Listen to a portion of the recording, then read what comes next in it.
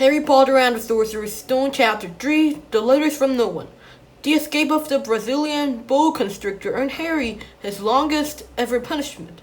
By the time he was allowed out of his cupboard again, the summer holidays had started and Dudley had already broken his new video camera, crashed his remote control airplane, and forced him out on his racing bike, knocked down old Mrs. Fig as she crossed Privet Drive on her crutches. Harry was glad school was over, but there was no escaping Dudley's gang, who visited the house every single day. Piers, Dennis, Malcolm, and Gordon were all big and stupid, but as Dudley was the biggest and stupidest of the lot, he was the leader. The rest of them were all quite happy to join in Dudley's favorite sport, Harry hunting.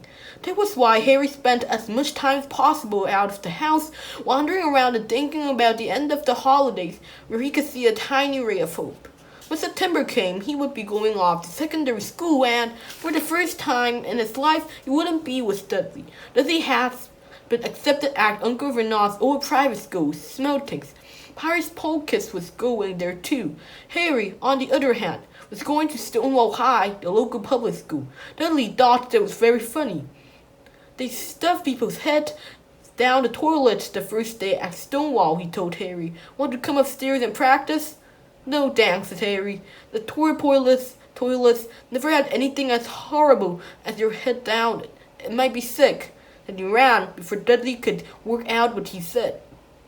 One day in July, Aunt Petunia took Dudley to London to buy his Smeltings uniform, leaving Harry and Mrs. Fig's. Mrs. Fig wasn't as bad as usual. It turned out she'd broken her leg tripping over one of her cats, and she didn't seem quite as fond of them as before.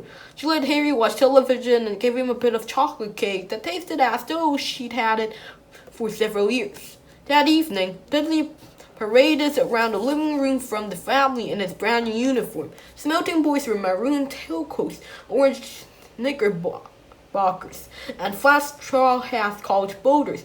They also carried knobbly sticks used for hitting each other while the teachers weren't looking. It was supposed to be good training for later life. As he looked at Dudley and his new knickerbockers, Uncle Vernon said gruffly that it was the proudest moment of his life.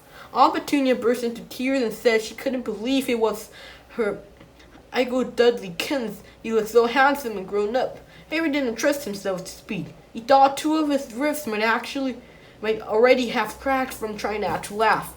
There was a horrible smell in the kitchen the next morning when Harry went in for breakfast. It seemed to be coming from a large metal tub in the sink. He went to have a look. The tub was full of what looked like dirty rags swimming in grey water. What's this? He asked Aunt Petunia. Her lips tightened as they always did if he dared to ask a question. You're in the school uniform, she said. Harry looked in the bowl again. Oh, he said. I didn't realize it had to be so wet. Don't be stupid, snapped Aunt Petunia. I'm dyeing some of Dudley's old things gray for you. It'll look just like everyone else's when I've finished. Harry seriously doubted this, but thought it best not to argue. He sat down at the table and tried not to think about how he was going to look on his first day at Stonewall High, like he was wearing bits of old elephant skin, probably. Dudley and Uncle Vernon came in, both with wrinkled noses because of the smell from Harry's new uniform. Uncle Vernon opened his newspaper as usual when Dudley backed his smelting stick, which carried everywhere on the table. They heard the click of the mail slot and flopped of letters on the doormat. Get the mail, Dudley, said Uncle Vernon behind his paper. Make Harry get it. Get the mail, Harry. Make Dudley get it. Poke him with your smelting stick, Dudley. Harry dodged the smelting stick and went to get the mail. Three things lay on the doormat. A postcard from Uncle Vernon's sister, Marge, who was vacationing on the Isle of Wight, a brown envelope that looked like a bill, and a letter for Harry. Harry picked it up and stared at it, his heart twanging like a gigantic elastic band. No one ever in his whole life had written to him. Who would? He had no friends, no other relatives. He didn't belong to the library, so he never even got rude notes asking for books back. Yet, here it was, a letter, addressed so plainly there could be no mistake. Mr. Harry Potter, the cupboard under the stairs, 4 Privet Drive, Little Winging Survey. The envelope was thick and heavy, made of yellowish parchment, and the address was written in emerald green ink. There was no stamp. Turning the envelope over, his hand trembling, Harry saw a purple wassail bearing a coat of arms, a lion, an eagle, a badger, and a snake surrounding a large letter H. "Hurry up, boy!" shouted Uncle Vernon from the kitchen. "What are you doing? Checking for letter bombs?" He chuckled at his own joke. Harry went back to the kitchen, still staring at his letter. He handed Uncle Vernon the bill and the postcard, sat down, and slowly began to open the yellow envelope. Uncle Vernon ripped open the bills, snorted in disgust, and flipped over the postcard. "Marge is ill," he informed Aunt Petunia. "Are a funny woke." "Dad," said Dudley suddenly. "Dad, Harry got something." Harry was on the point of unfolding his letter, which was written on the same heavy parchment as the envelope, when it was jerked sharply out of his hand by Uncle Vernon. "That's mine," said Harry, trying to snatch it back. "Who'll be writing to you?" sneered Uncle Vernon, shaking the letter open with one hand and glancing at it. His face went from red to green faster than a set of traffic lights. And it didn't stop there. Within seconds it was the grayish white of oat porridge. "Petunia!" he gasped. Dudley tried to grab the letter to read it, but Uncle Vernon held it high out of his reach. Aunt Petunia took it carelessly and read the first line. For a moment it looked as though she might faint. She clutched her throat and made a choking noise. "Vernon! Oh my goodness, Vernon!" They stared at each other, seeming to have forgotten that Harry and Dudley were still in the room. Dudley wasn't used to being ignored. He gave his father a sharp tap on the head with his melting stick. "I want to read that letter," he said loudly. "I want to read it," said Harry furiously. "And that's mine." "Get out, both of you," crowed Uncle Vernon, stuffing the letter back inside his envelope. Harry didn't move. "I want my letter," he shouted. "Let me see it," demanded Dudley. "Out," ordered Uncle Vernon, and he took both Harry and Dudley by the scuffs off their necks and drew them into the hall, slamming the kitchen door behind them. Harry and Dudley promptly had a furious but silent fight over who would listen at the keyhole. Dudley won, so Harry, his glasses dangling from one ear, lay flat on his stomach to listen at the crack between door and floor.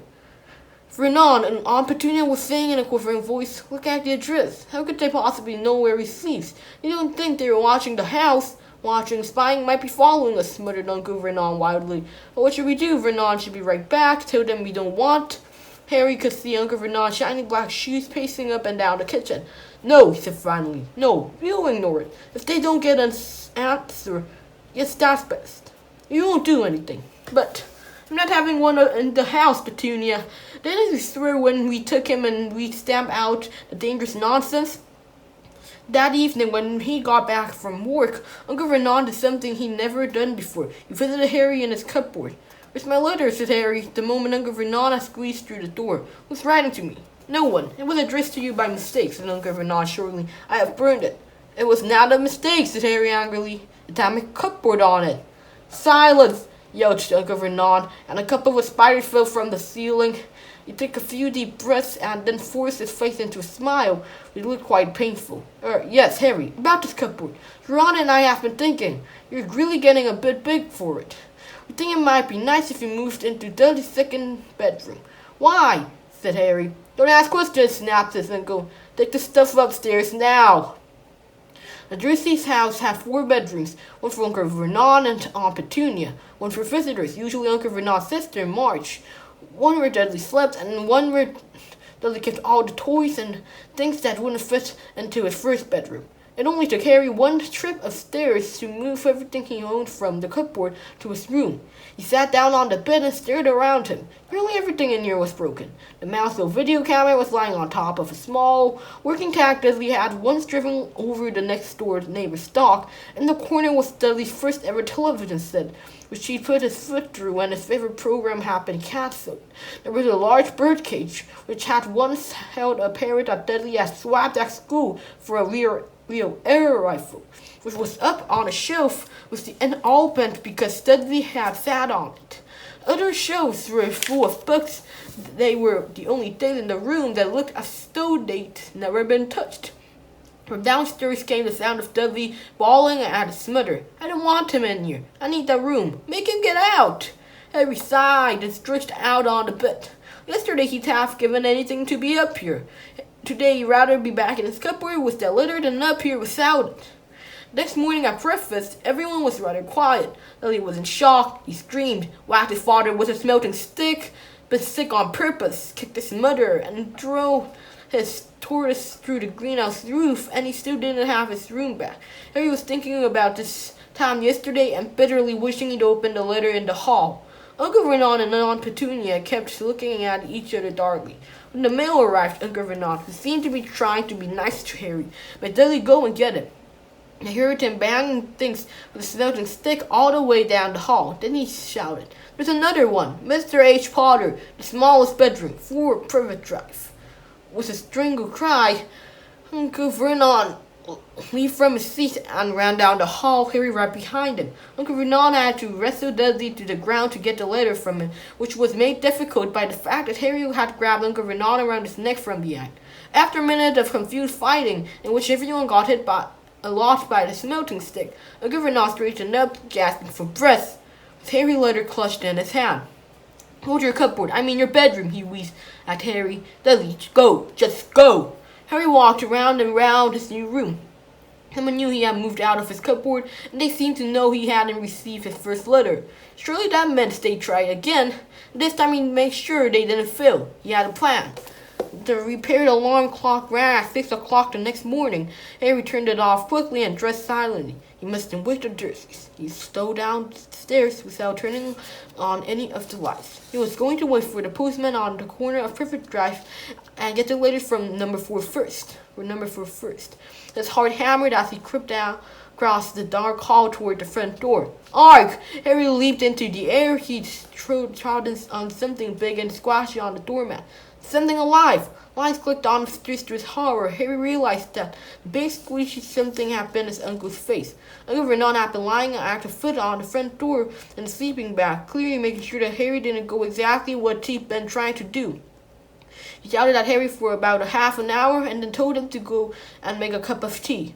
Harry shuffled miserably off into the kitchen, and by the time he got back, the mail had arrived right into Uncle Vernon's lap. Harry could see 3 letters addressed in green ink. "I want," he began, but Uncle Vernon was tearing the letters into pieces before his eyes. Uncle Vernon didn't go to work that day. He stayed at home and nailed up the mail slot. "See," he explained to Aunt Petunia through a mouthful of nails, "if they can't deliver them, they'll just give up." "I'm not sure they'll work, Vernon." "Oh, these people's minds work in strange ways, Petunia. They're not like you and me," said Uncle Vernon, trying to knock in the nail with the piece of fruitcake Aunt Petunia had just brought him. On Friday, no less than 12 letters arrived for Harry. As they couldn't go through the mail slot, they have been pushed under the door, slotted through the sides, and a few even forced through the small window downstairs bathroom. Uncle Vernon stayed at home again. After burning all the letters, he got out a hammer and nails and boarded up the cracks around the front and back door so no one could go out. He tiptoed through the tulips as he worked and jumped at small noises.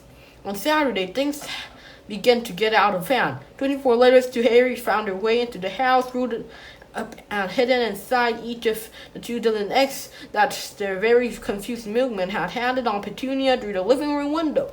Uncle Vernon made furious telephone calls to the post office and the dairy, trying to find someone to complain to. Aunt Petunia shredded the letters in her food processor. "Who on earth wants to talk to you this badly?" Dudley asked Harry in amazement. On Sunday morning, Uncle Vernon sat down at the breakfast table, looking tired and rather ill, but happy. "No post on Sundays," he reminded them cheerfully as he spread marmalade on his newspapers. "No damn letters today. Something came with... that's just a swear word, okay? Something came whizzing down the kitchen chimney as he spoke and caught him sharply on the back of the head. Next moment, 30 or 40 letters came pelting out of the fireplace like bullets. The Dursleys stuck, but Harry leapt into the air trying to catch one. "Out! Out!" Uncle Vernon seized Harry around the waist and threw him into the hall. When Aunt Petunia and Dudley had run out with their arms over their faces, Uncle Vernon slammed the door shut. They could hear the letters still streaming into the room, bouncing off the walls and floor. "That is it," said Uncle Vernon, trying to speak calmly, but pulling great tufts out of his mustache at the same time. "I want you all back here in 5 minutes, ready to leave. You're going away. Just pack some clothes. No arguments." He looked so dangerous with half his mustache missing that no one dared argue. 10 minutes later, they had reached their way through the boarded up doors and were in the cars speeding toward the highway. Dudley was sniffling in the back seat. His father had hit him around the head for holding them up while he tried to pack his television, VCR, and computer in a sports bag. They drove. Even Aunt Petunia didn't date ask where they were going. Every now and then Uncle Renan would take a sharp turn and drive in the opposite direction for a while. Shake him off, he would mutter whenever he did this. He didn't stop to eat or drink all day. By nightfall, Dudley was howling. He never had such a bad day in his life. He was hungry, he missed 5 television programs he wanted to see, and he'd never gone so long without blowing up an alien on his computer. Uncle Renan stopped at last outside a gloomy-looking hotel on the outskirts of a big city. Dudley and Harry shared a room with twin beds and damp, musty sheets. Dudley snored, but Harry stayed awake, sitting on the windowsill, staring down at the lights of passing cars and wondering. They ate stale cornflakes and tomatoes on the toast for breakfast the next day. They had just finished when the owner of the hotel came over to their table. "Excuse me, but is one of you Mr. H. Potter? Only I got about 100 of these at the front desk." He held up a letter so they could read the green ink address. "Mr. H. Potter, room 17, Railview Hotel, Cokeworth." Harry made a grab for the letter, but Uncle Renan knocked his hand out of the way. The woman stared. "I'll take this," said Uncle Renan, standing up quickly and following her from the dining room. "Wouldn't it be better just to go home, dear Aunt Petunia?" suggested timidly. Hours later, Uncle Renan didn't seem to hear her. Exactly what he was looking for. None of them knew. He drove them into the middle of the forest, got out, looked around, shook his head, got back in the car, and off they went again. The same thing happened in the middle of a plowed field, halfway across a suspension bridge, and at the top of a multi-level parking garage. "Daddy's gone mad, hasn't he?" Dudley asked Aunt Petunia duly late that afternoon. Uncle Renan had parked at the coast to lock them all inside the car and disappeared. It started to rain. Great drops beat on the roof of the car. Dudley sniveled. "It's Monday," he told his mother. "The great Humberto's on tonight. I'll just stay somewhere with the television. Monday." That reminded Harry of something. If it was Monday, and you could usually count on Dudley to know the days of the day, you could usually count on Dudley to know the days of the week because of television. Then tomorrow, Tuesday, was actually fun. Last year, the Dursleys had given him a coat hanger and a pair of Uncle Renan's socks. Still, you know, 11 every day. Uncle Renan was back and he was smiling. He was also carrying a long, thin package and didn't answer Aunt Petunia when she asked what he brought. "Found the perfect place," he said. "Come on, everyone out." It was very cold outside the car. Uncle Renan was pointing at what looked like a large rock way out at sea. Perched on top of the rock was the most miserable little shack you could imagine. One thing was certain, there was no television in there. "Storm forecast for tonight," said Uncle Renan gleefully, slapping his hands together. The gentleman kindly agreed to lend us his boat. A toothless old man came ambling up to them, pointing with a rather wicked grin at an old rowboat bobbing in the iron grey water below them. "I've already got us some rations," the Uncle Renan, "so all aboard." It was freezing in the boat as the sea spray and rain dripped down their necks and the chilly wind whipped their faces. After what seemed like hours they reached the rock, where Uncle Renan, slipping and sliding, led the way to the broken-down house. The inside was horrible. It smelled strongly of seaweed. The wind whistled through the gaps in the wooden walls, and the fireplace was damp and empty. There were only 2 rooms. Uncle Renan's ration turned out to be a bag of chips, each, and 4 bananas. He tried to start a fire, but the empty chip bags just smoked and shriveled up. Could do with some of those letters now. He said cheerfully. He was in a very good mood. Obviously, he thought nobody stood a chance of reaching them here in a storm to deliver mail. Harry privately agreed that the thought didn't cheer him up at all. As night fell, the promised storm blew up and around him, sprang from the high waves, splattered the walls of the hut, and a furious wind rattled the filthy windows. Aunt Petunia found a few moldy blankets in the second room and made up a bed for Dudley on the mousy and sofa. She and Uncle Renan went off to the lumpy bed next door, and Harry was left to find the softest bit of floor he could and to curl up under the thinnest, most ragged blanket. The storm raged more and more ferociously as the night went on. Harry couldn't sleep. He shivered and turned over, trying to get comfortable, his stomach grumbling with hunger. Dudley's snores were drowned by the low rolls of thunder that started near midnight. The lighted dial of Dudley's watch, which was dangling over the edge of the sofa on his fat wrist, told Harry he'd be 11 in 10 minutes' time.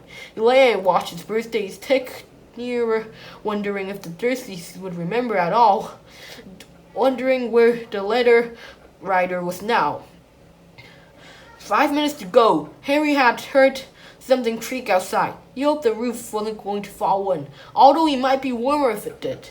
4 minutes to go. Maybe the house in Privet Drive would be so full of letters when they got back that he'd be able to steal one somehow. 3 minutes to go. Was that the sea slapping hard on the rock like that? And 2 minutes to go. What was that funny crunching noise? Was the rock tumbling into the sea? 1 minute to go and he'd be 11. 30 seconds.